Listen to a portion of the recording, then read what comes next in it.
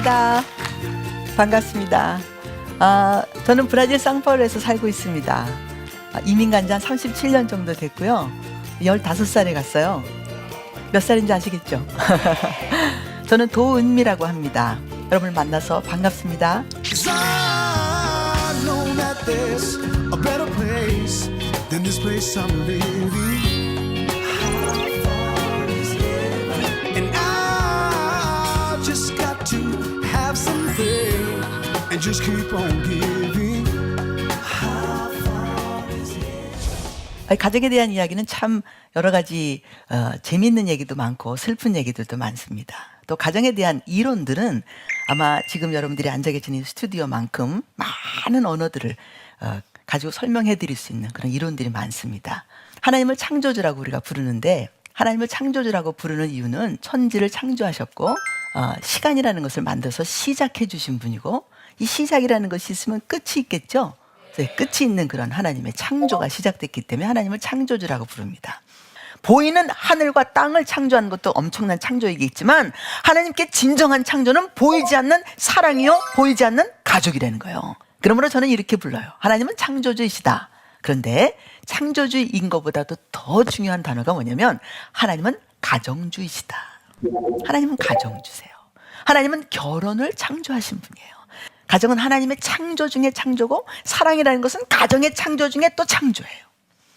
이건 하나님의 아이디어로 시작한 거예요. 하나님이 시작하신 거예요.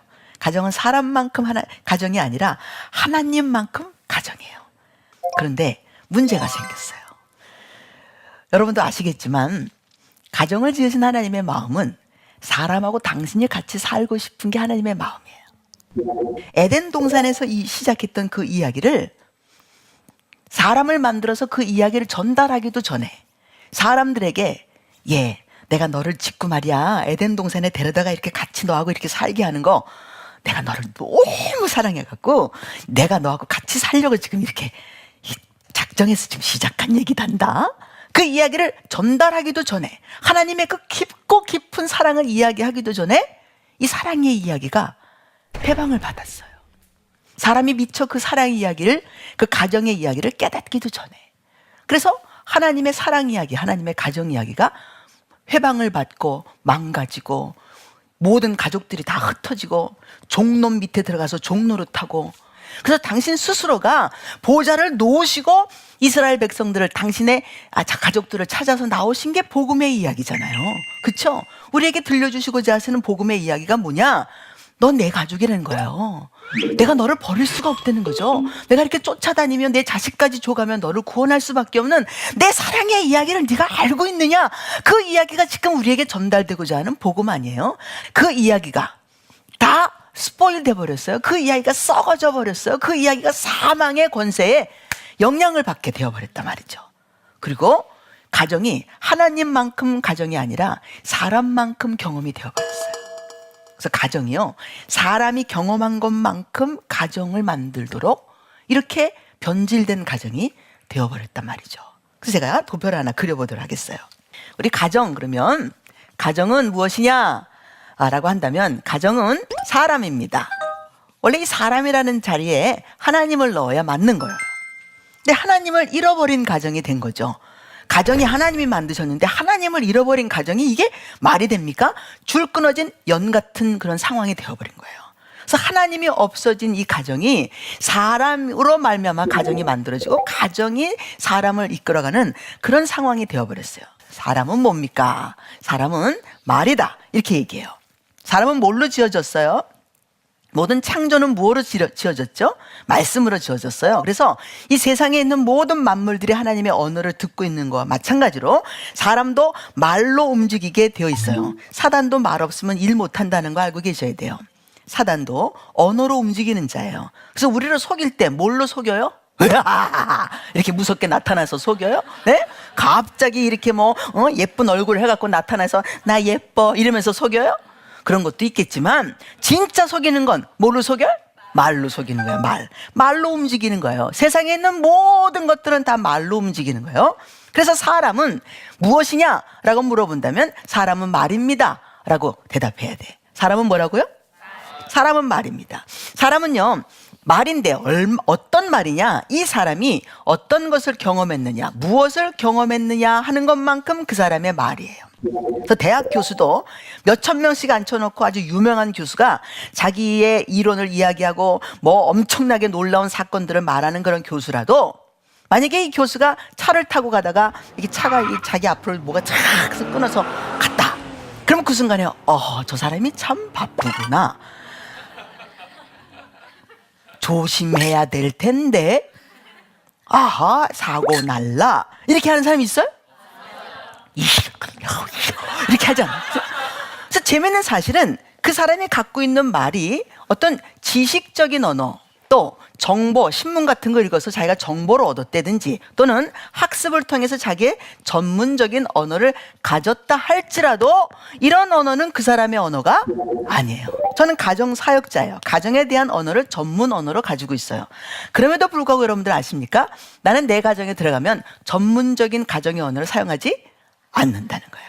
저희 남편이 저하고 30몇 년 살고 있어요.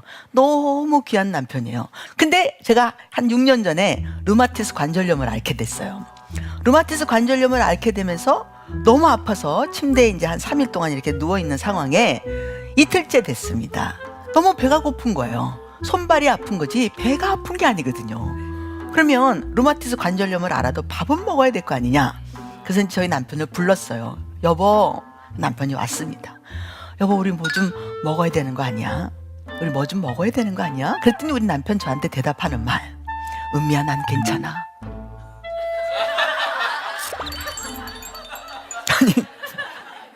아니 나 먹자는 얘기였는데 왜 자기가 괜찮냐고 대답을 하냐고요?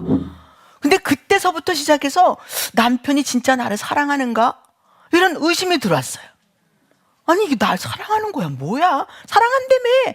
근데 저희 남편이 내가 아픈 줄을 몰라요. 이 류마티스가 그때 막 한 3일 동안 막 아프더니요. 그 다음에 또 멀쩡해 괜찮다가 갑자기 또 3일 동안 또 한 아프고요. 손을 꼼짝도 못 하겠고 그 다음에 조금 더 괜찮아요. 아침에는 또 너무 아프다가 또 저녁 때쯤 되면 또 몸이 풀려갖고 또 이렇게 또 걸어다니고 또 그래요. 아침에 일어날 때 뭐 쩔쩔쩔쩔 매고 한 발자국도 못 걷던 사람이 저녁 때 돼서 또 이렇게 뭐 다니니까 사람들이 보기에도 저 연극하나 할 정도로 그래요. 근데 우리 남편도 보니까 아침에 쩔쩔매던 사람이 점심때쯤 돼서 일하고 있고 저녁에는 밥하고 있으니까 얘가 지금 이게 무슨 장난하나 그런가 봐요. 그러니까 내가 너무 아무것도 못하겠다, 걸레도 못 짜겠다, 뭐도 못하겠다, 들지도 못하겠다 이렇게 얘기를 해도 남편이 못 알아듣는 거예요. 그리고 계속해서 똑같이 여지껏 했던 방법대로 그냥 그대로 살아가는 거예요. 와, 이 30년, 그때는 한 20몇 년 살았을 텐데 20년 동안 살면서 남편이 하기 전에 내가 일을 해줬거든요. 제가 몸이 빨라요. 우리 남편은 몸이 좀 느려. 그러니까 당신이 밥을 먹다가도 반찬이 모자랄 듯 하면 미리 일어나서 반찬을 다 이렇게 다시 갖다 주고 국도 같이 떠다 주고 물도 미리 갖다 놔주고 남편이 불편하지 않도록 목사잖아요, 남편이. 네? 남편에게 좋은 사모가 되겠다고 남편은 설거지 한 번, 방 치우는 거 한 번 이런 걸 안 하도록 내가 또 깍듯하게 섬겼다는 얘기 아니겠어요? 그러다 보니까 어느 날 내가 너무 아픈데 우리 남편이 이미 머리서부터 발끝까지 일 안 하는 것으로 습관이 되어 있는 거예요. 내가 그렇게 만들었어요. 내가 가지고 있는 나의 경험의 언어는 여자는 열심히 집에서 남편 불편하지 않도록 해주는 게 우리 엄마가 가르쳤던 언어야. 엄마가요, 우리 아버지가 폭력하고 뭐 난리치는 아버지였어도 우리 엄마 아주 깍듯하게 아버지 섬기셨어요. 응? 뭐 하여튼 뭐 당신이 집어 던지고 때리고 별짓을 다 한다 할지라도 깍듯하게 섬겨냈어요. 그러니까 남편이 아무리 엉망진창이어도 나는 내 할 일을 해야 되는 거죠. 그쵸? 응? 내 본분을 다 해야 되는 거죠. 그러므로 내가 집에 일단 들어갔다 그러면 가정사역자인데 또 집안이 엉망이라 그러면 그 소리를 어떻게 듣겠어요. 그러니 집안에 흠잡을 데 없이 깨끗하게 정리정돈을 해야 되는 건 기본이고 혹이라도 누군가가 뭐 가정사역하러 돌아다니면서 남편 뭐도 안 왔다 이런 소리 하면 내가 자존심이 상해서 못할 테니까 열심히 성실하게 부지런히 일을 하는 것은 당연하다. 그랬더니 어느 날 보니까 이 말이죠. 경험만큼 내 말이 되어 있는 거예요. 그런데 내가 딱 손발이 묶여서 침대에 누워있는데 우리 남편이 진짜 아무것도 할 줄 모른다는 사실을 그때 알게 된 거예요. 우와, 얼마나 가슴이 아픈지 말이에요. 근데 너무 재밌는 사실은 저희 남편이 변한 게 아무것도 없어요. 근데 내가 변했어. 병이라는 조건 때문에. 그래서 아무리 내가 병이 알아도요, 이 놀라운 사실은 내가 경험한 언어가, 집에서 경험한 언어가 여자가 부지런한 것을 경험했기 때문에 경험의 언어만큼 나는 가정을 꾸미고서 살더란 말이죠. 내가 그렇게 아픈데도 조금만 괜찮다 싶으면 어느새 또 일어나서 일하고 있어. 일하면 돼요, 안 돼요? 안 돼요. 루마티스 관절염이요, 힘 주면 안 돼. 너무너무 아파요. 할 수가 없어요. 그런데도 또 뭔가 일을 악물고 하고 있어. 내가 할 일은 내가 한다. 당신 도움 받지 않아. 알아서 척척 못 해주는 그 남편이 가슴이 아파. 그럼에도 불구하고 또 일을 악물고 일어나서 내가 할 일은 내가 한다. 열심히 또 쓸고 닦으니 또 손이 퉁퉁 부어. 부어서 누워서 자면서 또 아파. 남편을 쳐다보니 쿨쿨 잠을 잘 자. 그럼에도 불구하고 어떻게 그럴 수가 있느냐 말이에요. 그런데 이렇게 살아가는 것이 그 사람의 모국어라는 얘기예요. 모국어. 자, 이 모국어라는 말은 한국말이라는 단어가 아니에요. 두 사람이 살면서, 남편과 아내가 이렇게 살면서 서로 각자 가지고 있는 경험의 언어가 있어요. 이 두 사람은 한국말이라고 하는 공통어를 가지고 살고 있어요. 이건 공통어예요. 아무리 한국말을 공통어로 사용한다 할지라도 남편과 아내가 서로 이해를 잘 못한다는 거죠. 참 이상하죠? 왜 못 알아듣냐면 가지고 있는 말이 한국말이지만 경험의 언어가 서로 달라서 모국어가 서로 달라요. 내가 하는 말하고 너가 하는 말하고 다르다는 거예요. 저희 어머니가 애국자세요. 국을 너무 좋아해. 국이 없으면 못 살아. 그래서 국이 있어야지 밥을 잡수시는 그런 분이에요. 근데 밥만 차리면 나는 빨리 뭐 먹는다 싶으면 그냥 이렇게 마른 반찬에 해서 잡수셨으면 좋겠어. 내가 너무 바쁘니까. 근데 우리 어머니는 꼭 나한테 뭐라 하냐면, 야, 국 하나만 끓여라. 그래. 난 국 끓이는 게 일인데. 난 국을 안 끓였으면 좋겠어. 국을 뭐 그냥 뭐 이렇게 간장 타서 끓일 수 없잖아요. 뭐 국물을 울궈내야 되잖아요. 근데 꼭 우리 어머니는 국 끓이는 게 마치 아무것도 아닌 것처럼, 야, 국 하나만 끓여 먹자. 이래. 나는 국을 끓이기가 싫은데. 근데 당신이 갖고 있는 경험의 언어 중에 국이라는 게 가장 필요하고 쉬운 거라고 생각하시는 거예요. 그래서 모국어만큼밖에는 살 수가 없는 거죠. 자기 아버지가 굉장히 강하신 분이었어요. 아버지가 강하시고 엄마가 연약해. 자, 이렇게 네모나게 그리면 남자, 동그랗게 그리면 여자, 이렇게 생각하시면 됩니다. 이거는 가정사역을 하는 사람들에게는 이게 유니버설 랭귀지예요. 이렇게 연결하면 결혼했다, 그런 말이죠. 여기다 이렇게 하면 뭘까요? 자식이 낳았다, 그 말이에요. 자, 이 자식이 결혼을 할 때 아버지가 굉장히 강하고 엄마가 굉장히 연약해요. 그래서 엄마가 굉장히 연약한 엄마가 아버지, 그 강한 아버지 밑에서 맨날 이렇게 치여 살고 막 힘들어했어. 근데 이 아들이 그런 엄마를 보니까 맨날 불쌍하고 아버지하고는 너무 싫어요. 제가 이렇게 그리면 사이가 안 좋다는 얘기고, 이렇게 그리면 사이가 괜찮다는 얘기예요. 네? 엄마하고는 사이가 너무 좋아. 자, 자기가 결혼을 하는데 어떤 여자를 만나서 결혼할까? 퍼센테이지로 한번 얘기해 보세요. 재미있는 사실은요, 연약한 엄마이기 때문에 나는 강한 엄마가 필요하다, 이렇게 생각할 수도 있어요. 그러나 자기가 아들로서 강한 아버지 밑에서 자기 엄마를 보호하지 못했다는 그 마음 때문에 아내를 찾을 때 연약한 아내를 찾아서 자기가 다 보호해주는 사람을 만나게 돼요. 이게 보통 일어나는 일이에요. 반대로 엄마가 굉장히 강하고 아버지가 굉장히 연약한데 이 강한 엄마 때문에 자기가 너무 힘이 들었어. 뭐 하나부터 열까지 엄마가 다 결정해 주시는 그런 엄마예요. 그러면 어떤 여자 찾을까요? 강한 여자 진짜 싫어. 아주 딱 질색이야. 네? 만났는데 말이에요. 커피 한 잔 마시면서 뭐 드시겠어요? 라고 했더니, 아, 저는 커피요. 한꺼번에 딱 이렇게 얘기하는 거예요. 단 한 번에. 아니, 뭐 드시겠어요? 한번 이렇게 물어보고 왔다 갔다 주거니 받거니 해야 되는 거 아니에요? 근데요, 여자가 아주 결정력이 좋아가지고 커피? 이렇게 딱 얘기하는 거예요. 그러니까 이 남자가 말이에요. 강해서 좋은데 갑자기 큰일 났다, 그런 생각이 들어. 왜 큰일 났을까요?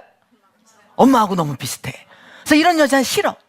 그런데 다른 여자를 만났더니 이 여자가 뭐 드시겠어요? 그랬더니 아니 몰라요, 이러는 거야. 오빠 뭐 잡수실래요? 이렇게 뭐라고. 그런 게 너무너무 이 여자가 너무너무 좋은 거예요. 우리 여리여리하고 야리야리하고 이런 여자가 만나야지 자기가 남자라서 살맛이 날 거 아니에요, 그렇죠? 그래서 강한 엄마가 싫기 때문에 이 여린 여자하고 만나서 이제 연애를 하는데, 연애를 하면 할수록 문제가 돼. 왜요? 자기가 결정을 다 해야 되는 게 너무 부담스러워. 사소한 것부터 큰 것까지 엄마가 싹 다 결정해줬던 그런 패턴의 경험의 언어를 가지고 있는 사람은 그 사람의 모국어가 그런 언어로 습성이 되어 있는 바람에 아무리 좋은 여자 여기다 갖다 놔도 아니야, 그 강한 여자보다는 연약한 여자하고 살아야 네가 그래도 성장하고 좋아 라고 해도 경험의 언어가 그 여자하고 만나기 싫어하고 결국 결혼할 때 보니까 강한 여자 만나. 자, 여러분, 하나님은 가정을 창조하셨을 때 정말 좋은 의도를 가지고 계셨어요. 사랑의 이야기가 전달되기도 전에, 우리가 그 사랑을 배우기도 전에, 가정을 정말 하나님의 의도대로 형성해보기도 전에 가정이 무너졌어요. 그러므로 지금은요, 우리는 변질된 가정이라는 것이 형성되어서 변질된 가정 가운데 살고 있어요. 왜 가정이 변질됐는가? 사람이 변질돼서. 왜 사람이 변질됐는가? 말이 변질돼서. 그러므로 변질된 말은 변질된 경험을, 변질된 경험은 변질된 모국어를 우리에게 줘서 내가 하는 말마다 나한테만 맞는 말을 해요. 나한테만 맞는 말. 남편도 왜 그렇게 우기고 있는지 아세요? 왜냐면 맞으니까 우기는 거예요. 왜 이혼하는 줄 아세요? 둘이 맞으니까 이혼까지 하지, 내가 틀렸다고 생각하면 이혼하겠어요? 미안하다 그러지. 근데 모국어는요, 그 사용하는 그 사람에게는 맞는 말이거든요. 그래서 그 고집을, 아집을, 자기 성품을 내려놓을 수가 없는 거예요. 나보러 틀렸다고 해보세요. 내가 싸우지. 나는 안 틀렸거든요. 나는 맞거든요. 남편하고도 내가 싸워요. 왜요? 내가 맞으니까. 밥 먹을 때 소리 내야 돼, 안 내야 돼? 안 내야죠. 안 내야죠. 우리 남편은요, 밥 먹을 때 소리 내는 게 뭐가 문제냐. 소리도 잘 안 내지만 혹시라도 내면 하는 말, 맛있으니까 나지. 그것도 맞는 말이에요. 네? 어느 날 내가 가방을 잘못 뒀다고, 여보 왜 가방을 맨날 제자리에 안 두고 그러냐 그랬더니 우리 남편이 참고 참다가 하는 말, 은미야 왜 네가 정한 자리만 제자리냐 그래. 그것도 맞는 말이야. 그렇죠? 근데 내가 그걸 맞다고 했겠어요? 안 했다는 얘기지. 당신이 정한 자리보단 내가 정한 자리가 훨씬 더 효율적이고 윤통하고 더 좋으니까 이 자리에다 놔야죠. 내 말대로 하세요.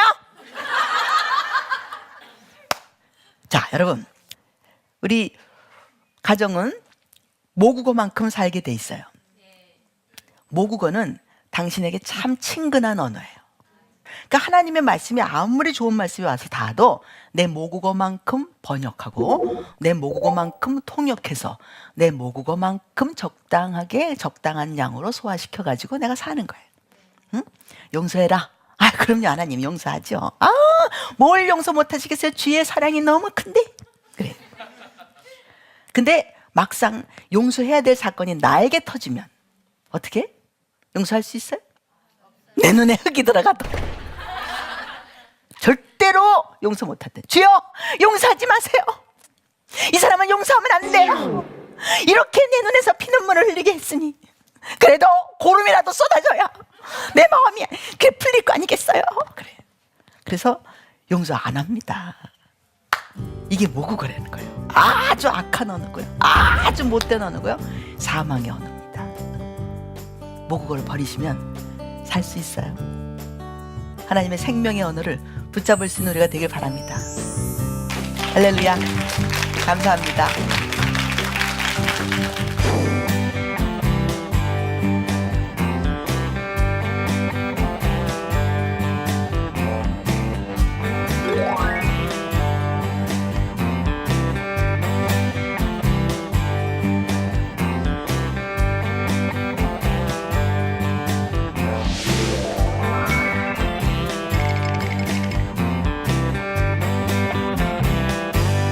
결혼 전에는 분명히 대화가 잘 통했는데 결혼해보니 남편과 나의 모국어가 완전히 다른 것 같습니다. 그런 문제점을 풀고 서로 대화를 잘 나누려면 어떻게 해야 하나요?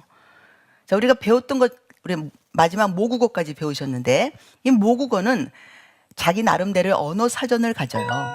그래서 사랑한다. 그럼 사랑한다는 단어에 언어 사전이 서로 달라요. 어떤 집은 사랑한다 그러면 열심히 일해주는 집이 있어요. 우리 집처럼. 사랑한다 그러면 일하는 거야. 네? 우리 엄마가 남편을 사랑하는 방법은 열심히 일하는 거예요. 애 잘 키우고 빨래 빨아놓고 뭐 열심히 이렇게 열심히 일해주는 거예요. 근데 사랑한다는 말은 절대로 안 해. 네? 그 남편 쳐다보는 것도 잘 하지 않아. 그러나 내가 너를 사랑하기 때문에 오늘 내가 와이셔츠를 빳빳하게 달아놓지 않았냐. 응? 당신은 나를 사랑해. 와이셔츠 다려줬잖아. 이렇게. 이게 사랑한다는 말이에요. 근데 우리 아버지는 사랑한다는 단어가 다른 단어일 수 있잖아요. 그렇죠? 그래서 사랑한다는 단어, 두 사람이 갖고 있는 모국어에 사랑한다는 단어는 똑같은데 그것을 사전 쳐다보면 굵은 글씨를 써놓고 옆에다가 동사니 명사니 하고 난 다음에 가는 글씨로 설명하잖아요. 그 설명하는 말이 다를 수 있다는 거예요. 둘이 사랑한다는 말에 똑같은 단어가 다른 설명을 붙여져 있다. 그런 얘기예요. 그러므로 대화를 통하기 위해서는 단어를 먼저 배워야 되겠죠. 그렇죠? 내가 영어를 배우기 위해서 단어를 배우는 것처럼 단어의 뜻도 배우는 것처럼 애플, 그러면 애플을 배워야 되잖아요. APPLE, 애플이 뭐냐? 사과다. 빨간 사과, 파란 사과, 무슨 사과. 이 사과를 배우는 것이 중요해. 서로가 가지고 있는 언어 사전에 있는 언어들을 서로가 이렇게 공유하면서 배워가는 겸손함이 있어야만 대화를 통할 수 있어요. 그런데 결혼 전에는 대화를 잘 통했거든요. 근데 왜 대화가 안 되죠? 그렇게 지금 질문을 하셨어요. 결혼 전에는 대화를 할 때 서로가 아직 결혼한 상태가 아니라서 서로 눈치 보기도 하고 맞춰주려고 꽤 애를 써요. 결혼하기 위해서. 그래서 내가 너를 배우려고 굉장히 애를 씁니다. 사람은 말만큼 삽니다. 자기가 얼마만큼 경험했다라는 그 경험이 그 사람의 언어가 됩니다. 그래서 우리는 모국어라고 불렀습니다. 모국어는 경험한 것만큼만 표현되는 것이기 때문에 내 경험이 너의 경험이 될 수가 없어서 내가 가지고 있는 경험으로 너를 풀어가자면 절대로 풀리지 않습니다. 왜 가정들이 어려운가? 내 말로 너를 풀려고 하니까 풀리지 않는 거예요. 그래서 어려운 거죠. 모든 언어가 내 언어로 너를 풀 수가 없습니다. 그러므로 너를 배워가지 않으면 대화를 할 수가 없는 것이 이 모국어의 어려움입니다. 영어를 배워야 영어 하는 사람하고 이야기를 하는 것처럼 당신도 남편과 아내와 자녀와 시부모님과 며느리와 대화를 하기를 원하신다면 그 상대방의 모국어를 배우시기 바랍니다. 주님의 은혜가 함께 하시기 바랍니다. 축복합니다.